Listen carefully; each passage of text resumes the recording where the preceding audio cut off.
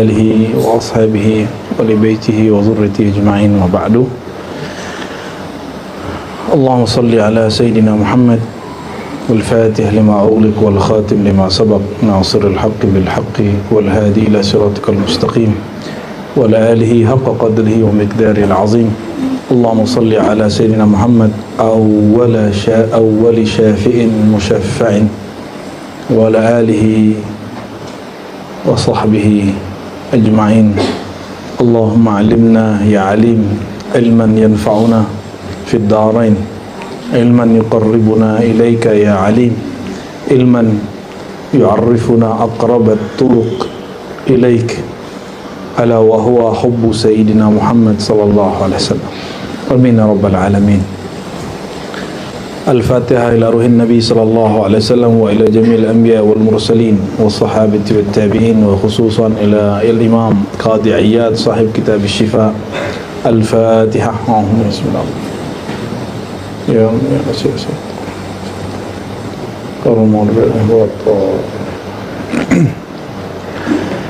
Baik, seperti biasa sekali sebulan kita buka kitab Asy-Syifa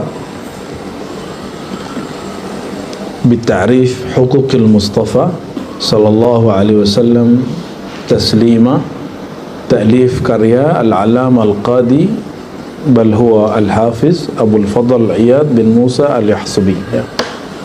Beliau ini termasuk ulama abad ke-5 dan ke-6, jadi lahirnya 471, wafatnya 544. Itu masa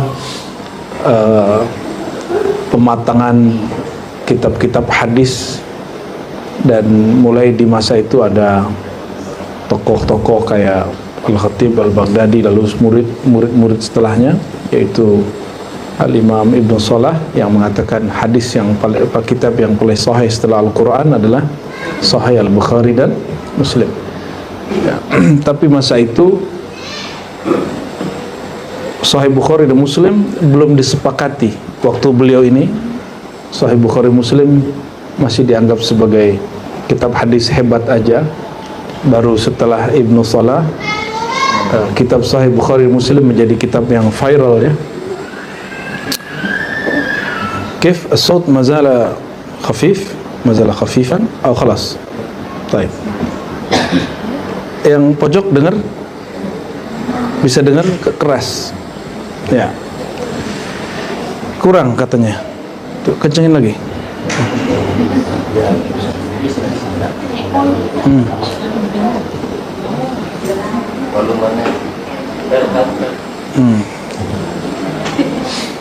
Baik, kita sekarang masuk ke halaman 276.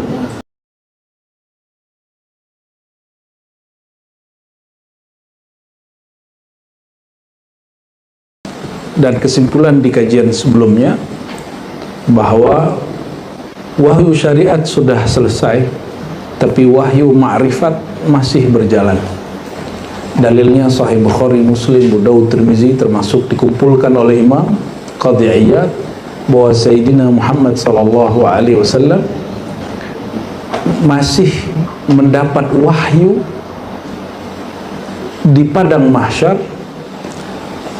cara memuji nama Allah SWT khusus untuk syafaat. Maka lain hajat, lain nama, lain hajat, lain pujiannya ya.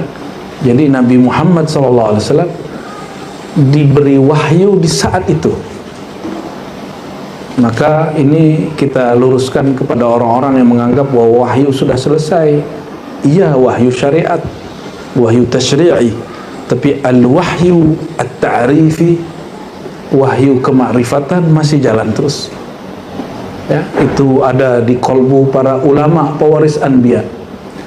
Kan kata Nabi Muhammad SAW, nahnu ma'asyiral anbiya. Nah, ini pakai takhsis, ikhtisas. Nahnu seharusnya ma'asyirul anbiya, tapi belum mengatakan ma'asyirah, pakai mansub.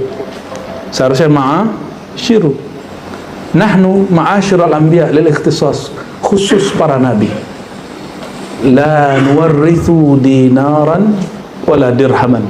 Kami tidak mewarisi harta, dolar, duit. tanah. Apa yang mereka warisi, yang kami warisi? Ilman, ilmu. Nah, metode ilmu Nabi bagaimana? Ini yang diungkap oleh Imam Ghazali dalam kitab Al-Munqiz Minadh Dhalal. Ilmunya Nabi tidak hanya sebatas memandang dengan mata, mendengar dengan telinga, yang kita sebut empirik, tidak hanya dengan berfikir, afala ta'qilun. Itu termasuk bagian dari ilmu yang diajarkan baginda sallallahu alaihi wasallam. Ya, ada afalan yuzuru ila sama, itu berarti empirik. Afala ta'qilun berarti rasio. Ya. Tapi ada ala bidzikrillah tatma'innul qulub. Hanya dengan zikrullah hati merasa damai. Maka ini disebut dzauq qalbiyah. Tapi ada yang terakhir, yas'alunaka 'anir ruh, mereka bertanya kepada engkau tentang ar-ruh. Katakanlah bahwasannya ar-ruh min amri rabbih. Maka ada dzauq ar-ruhi, dzauq ruhaniyah, dan itu beda. Ya, ini diskusi kitab apa waktu itu ya, Ihsan Kamil ya. Ya.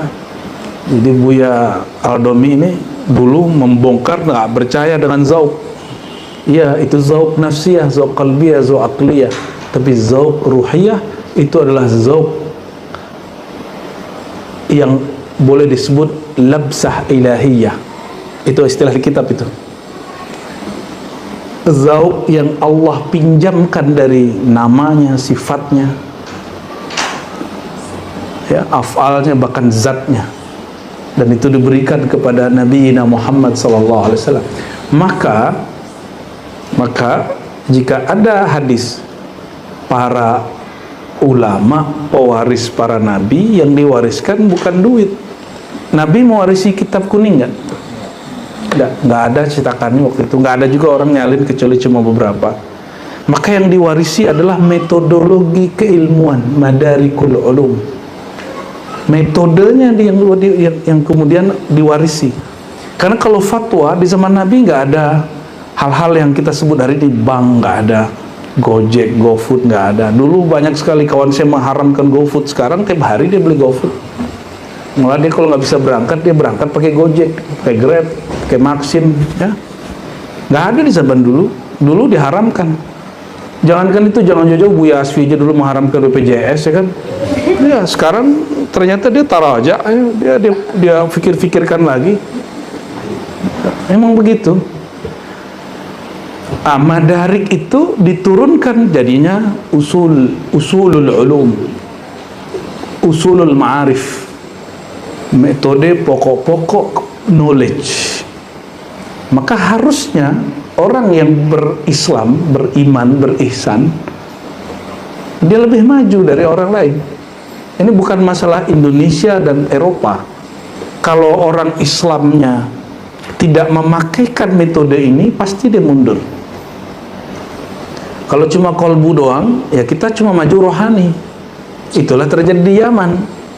Di Yaman itu negara yang sangat, ya boleh disebut konflik terus hari ini, tapi rohaninya maju. Karena mereka nggak dijajah sama Google. Ya, nggak ada WA, jarang aktif di sana ya. Ya, putus-putus kan. Tapi rohaninya maju.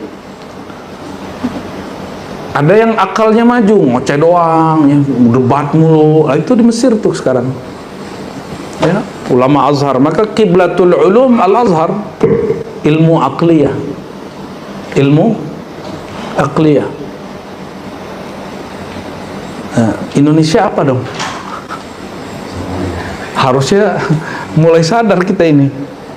Maka tidak ada namanya dikotomi ilmu.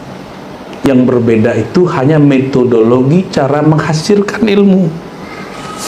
Jadi kita nggak akan mengharamkan ilmu filsafat, karena filsafat itu induk dari ilmu kedokteran matematika. Yang baru-baru hijrah tak tanya, ente jurusan apa? Kedokteran, ya salam. Ente jurusan apa? Fisika, kimia, ya salam. Itu filsafat semua. Makan dari situ, kerja dari situ, gaji dari situ. Kan lucu. Mengharamkan sesuatu yang dia nggak ngerti. Maka fatwa itu terbatas, mahsurah, mahdudah bizaman wal makan. dan dia mutakhayyir bitaghayyur zaman wal makan. Fatwa itu berubah per zaman, per tempat, per masa. Maka jika masa dan tempat berubah, fatwa berubah. Tapi syariat berubah? Syariat tidak berubah. Yang berubah fikih. Maka bedakan ilmu fikih dengan ilmu syariat. Bukan, ilmu fikih dan syariat. Ilmu fikih cara memahami zahir syariat. Ilmu tauhid cara memahami keyakinan yang diajarkan di dalam syariat. Ilmu tasawuf cara memahami sisi kerohanian yang ada di dalam syariat. Jadi semuanya syariat toh? Syariat semua. Dan para ulama mereka mewarisi semua harusnya. Oleh karenanya sekarang alhamdulillah dalam bahasa Arab yang disebut ulama tidak hanya yang jago baca kitab. Ahli matematika disebut ulama. Ulama ul hisab. Kalau di depan Matraman banyak yang ahli hisab. Tapi ulamanya enggak. Ya. Ada filosof disebut ulama, kedokteran disebut ulama utib, ulama kedokteran. Ya, jadi disebut dengan istilah-istilah seperti itu. Oke, seperti biasa kita masuk ke kitab Asy-Syifa, ya, bitarif, menjelaskan ma'rifat tentang hak-hak Sayyidina Muhammad SAW. Kenapa kita baca kitab ini? Kitab ini dia kumpulan sirah Nabi, bukan sirah juga ya. Ya mirip ada sirahnya, tapi dia bicara khusus tentang hak-hak Sayyidina Muhammad SAW yang wajib diketahui umatnya. Jadi dan itu dia kumpulkan hadis-hadis yang dia riwayatkan sendiri. Cuma karena di zaman itu Sahih Bukhari Muslim sudah populer, maka orang tidak sebut hadis riwayat qat'iyat, orang sebut hadis riwayat Bukhari, Muslim, Abu Daud, Tirmizi dan lain sebagainya. Baik, bisanadina al-muttasil al-imam Qadhi Iyad, ya, nanti digilid bacanya. Qala wa hatta wa an Abi Bakrin Uqbah, ya, hadis yang 583. Ini sudah kesimpulan yang kemarin, betul ya? Itu ya. Wa an Uqbah ibn Amir wa Abi Sa'id wa Hudzaifah radhiyallahu ta'ala anhum mithlahu qala. Jadi pendek cerita, setelah semua umat panik dan mereka mencari ordal, orang dalam, ya, ternyata mereka datang ke Nabi Adam. Nabi Adam nggak bisa, ke Nabi Nuh, Nabi Ibrahim. Akhirnya mereka fayatuna Muhammadan sallallahu alaihi wasallam. Mereka datangi Sayyidina Muhammad sallallahu alaihi wasallam. Fayu'dzan lahu, lalu diizinkan baginya memberi syafaat. Wa ta'til amanatu war rahim, lalu datanglah dua nur, nur amanah dan nur kasih sayang. Fatakumani janbatai sirat, yang berdiri, yang berada di dua sisi sirat. Amanah dan rahim itu salah satu nur Sayyidina Muhammad sallallahu alaihi wasallam. Jadi Nabi Muhammad SAW membantu mereka dengan berdoa, ya Allah jadikan sifat amanah yang ada pada manusia, sifat kasih sayang ada di manusia, karena dia suka menyambung silaturahim, menunaikan amanah, maka jadikan nur itu berzahir dan menjadi pengimbang jalan di sirat. Ya. Maka jangan main-main dengan silaturahim. Maka datang ke sini niatkan pertama silaturahim, yang kedua ngaji. Berarti dapat dua sekaligus. Syukur-syukur nanti diniatin zikrullah, 3 sudah. Ya. Syukur-syukur antum niat lagi khidmat. Bukan khidmat ke aneh, nggak perlu dikhidmati, aneh bisa hidup sendiri. Ya. Ya. Khidmat kepada Allah, khidmat kepada Rasulullah sallallahu alaihi wasallam. Wa dzakara fi riwayat Abi Malik an Hudzaifah radhiyallahu ta'ala anhu, fayatuna Muhammadan fayashfa. Maka mereka datang kepada Sayyidina Muhammad SAW, lalu Sayyidina Muhammad SAW memberi syafaat. Fayudrabu sirat, lalu dibentangkanlah sirat. Sirat itu bayangan kita apa dari kecil? Rambut, belah 7. Itu perumpamaan, sumbernya Sahih Muslim. Seperti ya rambut yang sangat tipis sekali. Itu ada memang di dalam Sahih Muslim. Tapi itu perumpamaan bagi sekelompok orang, bukan untuk sekelompok yang lain. Karena sirat itu nggak begitu.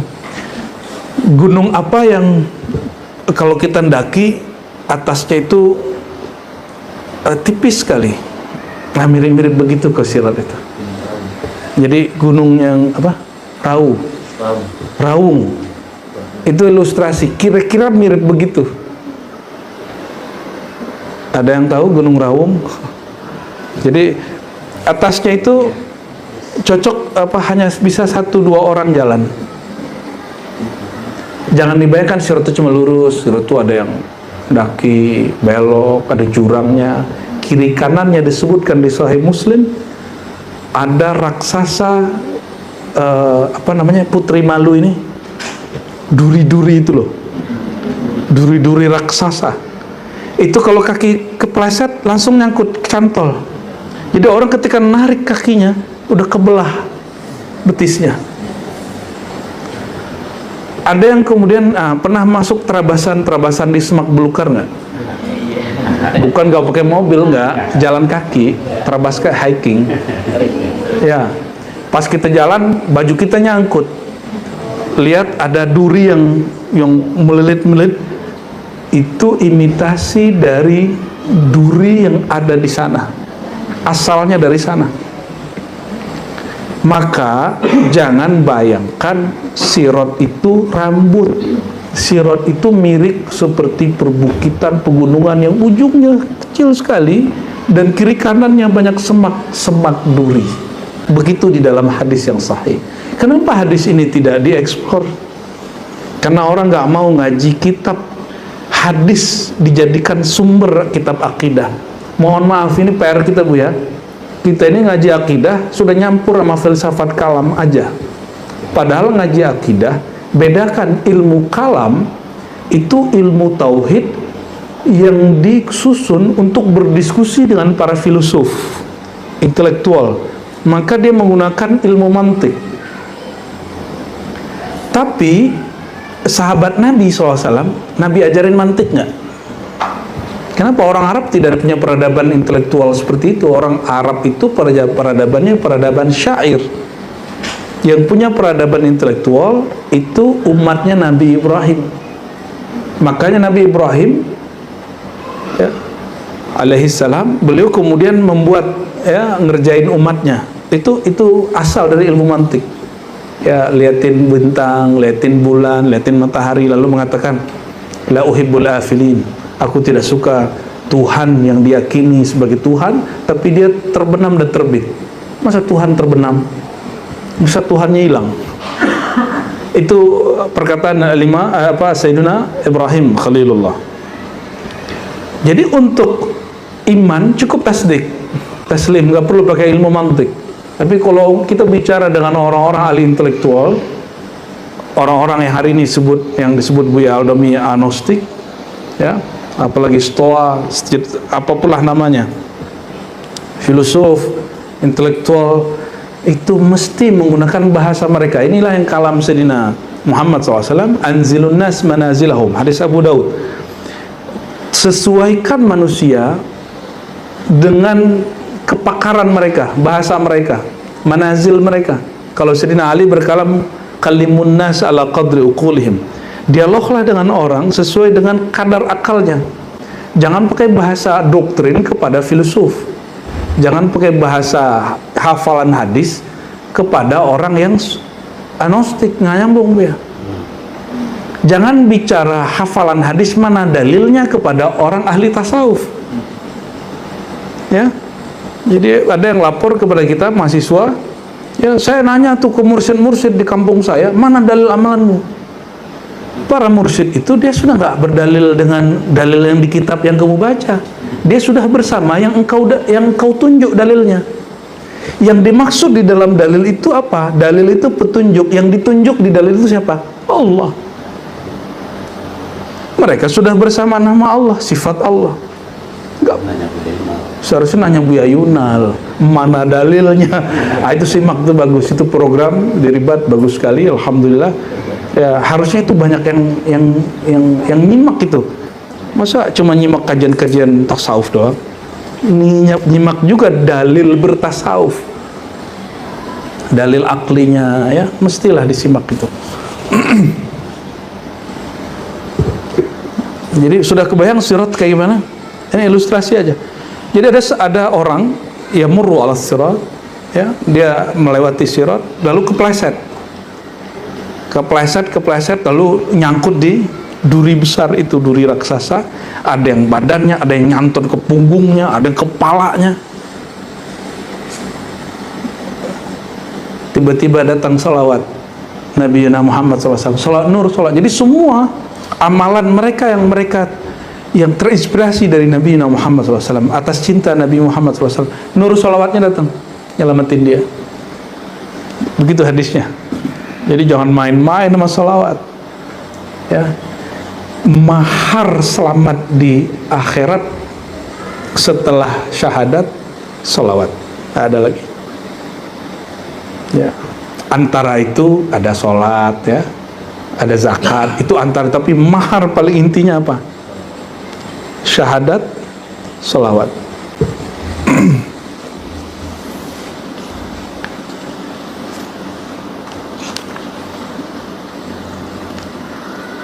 Fayatuna Sayyidina Muhammadan fayashfa' fayudrabus sirat, maka dibentangkanlah sirat, fayamurun, setelah diberi syafaat. Jadi bayangkan kita mau ngelewatin suatu tempat yang takut ketinggian, melihat tempat yang genting begitu, berdesir nggak? Dan itu semua orang sebelum masuk ke sirat, melintasi sirat, mereka dihisap dulu, dijaga dulu, dihisap dulu, diperiksa dulu. Ada yang pernah ditahan di imigrasi ke luar negeri? Ya, Bu Dokter pernah, Bu Dokter? Ya, saya pernah waktu masuk Israel. Ya, ditahan sebentar. Ditahan kami bertiga. Ada ustadz kita langsung, 2 orang ustadz pengen mau air terus, dia grogi, dia langsung pada ustadz, ya. Grogi, dan nggak tahu apakah dia buang air kecil di celana, walau alam. Ditahan. Jadi kita mau masuk Palestina, bayar visanya ke Israel, nggak berdaulat Palestina, ya. Kita dengar mereka lagi islah lagi, ya, saya nggak yakin, karena islah ini sudah lebih dari 5 kali dari tahun 2027, 2009, 2011, 2013, 2014, 2017 belum terjadi, kecuali Allah yang mengumpulkan hati mereka, ya. Nggak yakin, kita agak kurang yakin, tapi kita berharap semoga perjuangan mereka diberkahi Allah, dan berkah rahmat Allah hanya Allah turunkan kepada orang yang bersatu. Jadi nggak usah salahkan siapa-siapa kenapa perjuangan umat Islam nggak berhasil di Palestina. Salah kita di isu aja berantem, ya kan? Baru isu berantem, gimana ente di sono? Kita baru isu udah berantem, kita buka fakta dia marah-marah. Dia maunya kita senang apa yang dia senang. Mana boleh maksa orang. La ikraha fiddin, jangankan dalam isu, apalagi pergerakan, dalam agama aja nggak boleh maksa, apalagi maksa orang masuk pergerakan kita, ya. Fayamurun, lalu mereka melewati. Jadi berkat syafaat ini bukan karena amalan, karena syafaat. Ada yang melewati sirat kalbarq, seperti kilat. Cobalah kalau kilat duluan suaranya apa cahayanya? Mana yang duluan? Cahaya. Biasanya suaranya baru sampai 2-3 detik, betul ya? 2 atau 3 detik. Thumma karrih, ada yang seperti angin. Ada yang pernah ngeliat angin? Ngeliat angin itu lihat awan. Awan bergerak. Kita tadi nih menit sekarang kita lihat awan masih di situ. Pas kita lihat, loh udah ada awannya, udah pindah ke sana. Apalagi kalau di atas, tambah naik, tambah kenceng. Maka yang disebut El Nino itu beneran, itu bukan sembarangan. Cuma karena negeri kita Katulistiwa, kita nggak terlalu terasa. Di luar sana, tiba-tiba ada puting beliung, badai, itu di darat, bukan hanya di, ya pernah lihat yang begitu, itu nggak hanya di laut. Dari laut pindah ke daratan, ikannya pindah ke daratan berapa ratus kilo gitu. Itu terjadi, ya. Kerih, ini kekuatan rih daripada angin. Wattair, ada yang seperti burung. Wasyaddir rijal, ada yang seperti laki-laki yang kuat, ya. Wa nabiyukum ala sirat, dan Nabi SAW ala sirat, juga melewati sirat. Apa yang Nabi baca di atas sirat? Allahumma sallim, sallim. Apa arti sallim, sallim? Ya Allah, selamatkan, selamatkan, bebaskan, bebaskan, ya. Jadi orang yang paling khawatir terhadap kita itu bukan orang tua kita, mohon maaf, Rasulullah SAW. Mohon maaf nih, udah habis naruh anak ke pesantren, udah paling-paling ingatnya sekali berapa hari. Yang paling ingat ibu pun karena udah sibuk sama lakinya. Ya apa ada anak lagi kedua ketiga, dia udah nggak ingat juga anaknya. Nanti ingat paling di hari-hari ngirim duit atau ditelepon sama anaknya, pas sekali kangen gitu. Maka ibu hakiki itu bukan Anda juga, ya. Ummul arwah itu Sayyidina Ahmad SAW, induk dari semua ruh Sayyidina Ahmad, ayahanda semua ruh, ya. Itu yang ungkapan aja. Itu adalah Nabi Yuna Muhammad SAW. Jadi Nabi Yuna Muhammad SAW itu orang tua hakiki alam semesta, Abul Alamin, ayahanda alam semesta. Maka ada ungkapan, ini bukan hadis, ungkapan ilhami atau hadis-hadis ilhamiah yang didapat oleh Syekh Abdul Qadir Jilani. Al-alam minni wa ana min Allah. Alam itu dariku dan aku dari tajallinya Allah Subhanahu wa ta'ala. Jadi yang paling khawatir kita siapa? Maka yang disebut ulama, murabbi, syekh itu yang mengkhawatirkan muridnya, yang mengkhawatirkan muridnya nanti sampai ke sana, bukan mikirin cuma di dunia. Kalau mikirin dunia ngapain? Maka antum tuh berguru jangan hanya urusan dunia. Ya Allah, ya Tuhan Syekh, tolong dong doain urusan bisnis aneh, kerjaan aneh, rumah tangga aneh. Itu mah dunia doang. Urusannya mesti sampai ke akhirat. Itu yang disebut al-mutahabbuna fiyya. Orang yang saling mencintai dalam rahmat Allah, dalam ma'rifatullah. Ya, jadi al-mutahabbuna fiyya. Nah, ini mereka yang bergeraknya kalbarq, ahli mahabbah. Jadi siapakah yang bergerak seperti al-barq, seperti kilat? Ahlul mahabbah. Mahabbah cinta, cinta tanpa kenal mungkin enggak? Ini mahabbah bukan mahabbah kita ini enggak. Ini mahabbah ruhiyah. Dan ruh itu hanya menatap kepada Allah Subhanahu wa taala. Ya, maka ini boleh disebut juga ahlur ruh. Kalau istilah guru kita bani ruh. Ya. Ini ahlullah, ahlur ruh. Kalbarq. Mereka nggak tahu dihisap apa enggak. Dia nggak tahu, emang ada hisap, katanya gitu. Kata mereka gitu, emang ada hisap, emang kamu tadi diperiksa. Seperti ada orang masuk ke suatu negara, diundang oleh kepala negara itu melalui pintu khusus. Apa kata itu orang? Emang tadi kamu diperiksa di imigrasi? Emang tadi dicap? Aku kayaknya enggak deh gitu. Goyak bener ya. Nah, itulah mereka itu ya. Summa karih, ada yang seperti angin. Nah, kalau angin dia masih lihat ya. Al-awwal ahlul musyahadah, wathani ahlul muraqabah. Orang-orang yang muraqabah kepada Allah Subhanahu wa ta'ala. Ada yang waqawat tayr, ada yang seperti burung. Ini orang-orang yang yang di kolbunya ada nur sallallahu alaihi wasallam, sehingga dia bersifat amanah, bersifat silaturahim, maka itu jadi dua sayap terbang mereka. Boleh disebut orang-orang yang berakhlak saleh, berakhlak baik, ya. Lalu ada orang-orang biasa, wasyaddur rihal, ya. Lalu apa amalan orang-orang yang pertama itu? Al-ma'rifah, itu amal kolbunya, amal ruhnya. Amal zahirnya salawat ala Nabi sallallahu alaihi wasallam. Dan salawat yang paling afdal di dalam salat. Afdalus salati ala Nabi sallallahu alaihi wasallam fi salatil khamsah. Jadi seafdal-afdal salawat di dalam salat, maka itu nurun ala nur.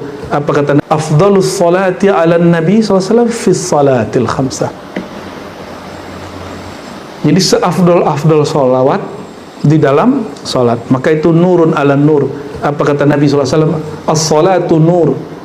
Salat itu nur, tapi orang pakar bahasa Arab, as-salatu itu artinya dua. Salat dimulai dari takbir sampai salam. As-salat itu juga berarti solawat. Maka orang yang bersolawat di dalam salatnya itu nurun ala nur, karena hadisnya as-salatu nur, hadis Muslim. Salat itu, solawat itu nur. Faman jama'a bainahuma faqad jama'a baina nurin wa nurin wa nurin wa nurin wa anwar wa anwar wa anwar. Ya, jadi kalau antum salat sunat, jangan baca solawat itu cuma sekali jalan, berkali-kali. Ulang. Baca salam itu berkali-kali. Ya. Jangan sekali.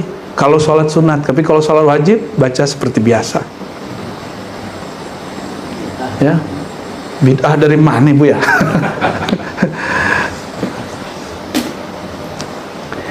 Nama Dajjal aja disebut. Wa na'udzubika min fitnatid Dajjal. Aku berlindung dari nama Dajjal. Jangan mau, saya nggak rela nyebut nama Dajjal itu. Tapi karena Nabi ajarkan, maka kita baca. Kita lebih senang baca nama Nabi Muhammad SAW. Jika dulu para sahabat ada yang di dalam i'tidal diilhami membaca sesuatu yang Nabi tidak pernah ajarkan, ini dalil bahwa doa, zikir jangankan di luar sholat, seperti hizib bahar, hizib nasab, wirdul latif dan lain-lain. Di dalam sholat pun boleh membaca yang intinya dapat, lalu kalimatnya diramu bukan dari Nabi Muhammad SAW. Maka ini dalil bahwa zikir tidak mesti maksurah, tidak mesti dari sanad dari hadis, ya, nggak seperti yang baru meninggal itu yang mengatakan waktu hidup, apa kata dia, zikir terus dari Nabi, kalau bukan dari Nabi tidak ada, itu bid'ah itu. Sekarang ente rasain, ya, nggak ada yang ngirimin Fatihah. Yang ngirimin Fatihah kemarin kita ketemu Kiai Ayahanda Abah Jumeri. Saya tanya, bukannya Abah kalau dulu nonton dia tuh pas bilang dari itu dalilnya, itu handphonenya melayang ke TV, pecah itu TV. Ya, ini orang apaan, refleks dia. Tapi ya, itu meninggal, dia yang baca astagfirullah, Fatihah, tahlilan dia, khataman tahlil. Saya jadi teringat Imam Subuki mengirimkan Fatihah untuk Syekh Ibnu Taimiyah. Allahu Akbar. Emang sufi-sufi itu nggak ada benci di hatinya. Dia marah-marah tapi nggak benci. Marah itu kan ada yang karena sayang tuh. Nah, itulah beliau itu. Saya yakin juga wali-wali Allah yang lain begitu juga. Kasihan ya orangnya. Ya, tapi pertanggungjawabannya, karena murid-muridnya sudah mengikuti fatwa dia masih hidup, gimana kan?